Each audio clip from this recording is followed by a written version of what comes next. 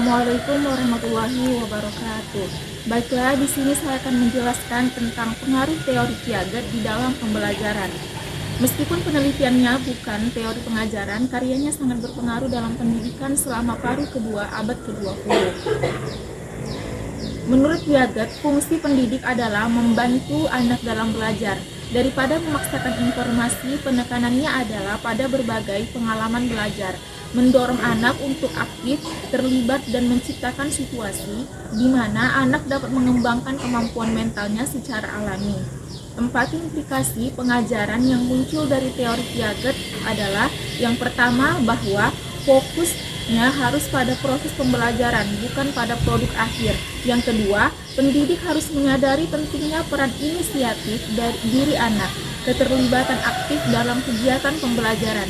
Yang ketiga, pengajaran hendaknya bersifat individual, sehingga anak dapat belajar sesuai dengan kesiapannya sendiri.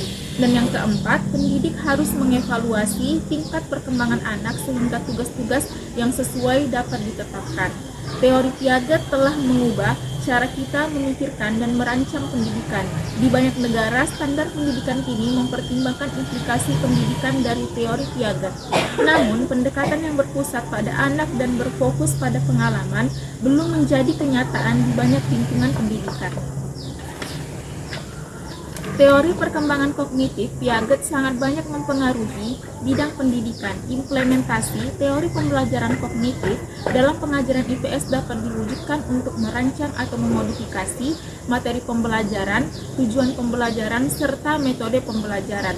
Berikut ini adalah implikasi teori Piaget terhadap proses belajar mengajar dan pengaruhnya terhadap pemahaman moral anak melalui pembelajaran IPS di sekolah. Yang pertama yaitu implikasi teori Piaget pada kurikulum. Kurikulum sendiri harus lebih fleksibel, bukan merupakan susunan bahan yang mati, melainkan lebih merupakan garis besar yang dapat dikembangkan oleh guru dan siswa dalam proses belajar mengajar. Hal penting lainnya adalah agar evaluasi siswa juga merupakan bentuk kreatif yang memungkinkan siswa mengungkapkan jalan dan pikirannya sendiri. Yang kedua, tekanan pada siswa atau student-centered, yaitu menurut Piaget, pengetahuan itu dibentuk sendiri oleh siswa dalam berhadapan dengan lingkungan atau objek yang sedang dipelajarinya. Oleh karena itu, kegiatan siswa dalam membentuk pengetahuannya sendiri menjadi hal yang sangat penting. Pembelajaran IPS tidak sekedar transfer of knowledge, tetapi juga transfer of values. Penanaman nilai dan sikap yang baik melalui pembelajaran IPS tidak dapat dilepaskan dari perkembangan kognitif siswa itu sendiri. Kemampuan kognisi akan menentukan kemampuan siswa dalam bernalar tentang situasi sosial. Semakin tinggi tingkat kognisi, maka semakin tinggi pula pemahaman moral siswa tersebut. Oleh karena itu, perlu adanya kesesuaian antara materi pelajaran, nilai-nilai yang ditanamkan dengan perkembangan kognisi siswa. Yang ketiga, metode pembelajaran. Dengan keaktifan mengolah bahan, bertanya secara aktif dan mencerna bahan dengan kritis, siswa akan dapat menguasai bahan dengan lebih baik. Kegiatan siswa secara pribadi dalam mengolah bahan, mengerjakan soal, membuat kesimpulan, dan merumuskan suatu rumusan dengan kalimat sendiri adalah kegiatan yang sangat penting bagi siswa dalam membangun pengetahuannya. Tugas guru ialah menyediakan alat-alat dan mendorong agar siswa aktif. Hal ini akan terjadi fase asimilasi dan akomodasi. Yang keempat, peranan guru. Ilmu pengetahuan tidak dapat ditransfer dari guru ke siswa tanpa ada keaktifan siswa itu sendiri.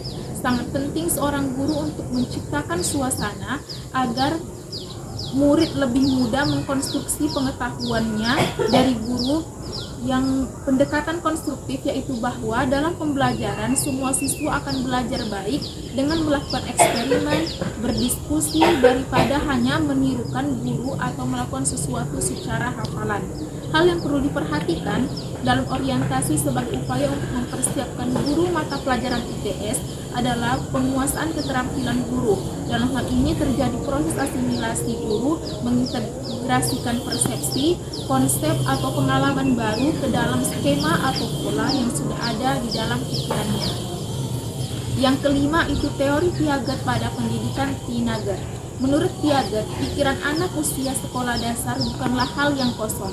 karena pada usia ini anak mulai menginjak remaja dan memiliki rasa keingintahuan yang tinggi. Sebaliknya, remaja sudah memiliki sejumlah gagasan mengenai dunia fisik dan alami. Remaja datang ke sekolah dengan gagasannya sendiri mengenai ruang, waktu, kausalitas, kuantitas, dan bilangan. Pendidik hanya perlu belajar memahami yang dikemukakan remaja agar dapat merespon dengan tepat terhadap gagasan mereka. Remaja secara alamiah adalah makhluk yang serba ingin tahu. Cara terbaik untuk memelihara motivasi belajar adalah dengan memberi mereka kesempatan berinteraksi secara spontan dengan lingkungannya. Para pendidik harus memastikan bahwa tindakannya tidak mematikan semangat remaja untuk mencari pengetahuan.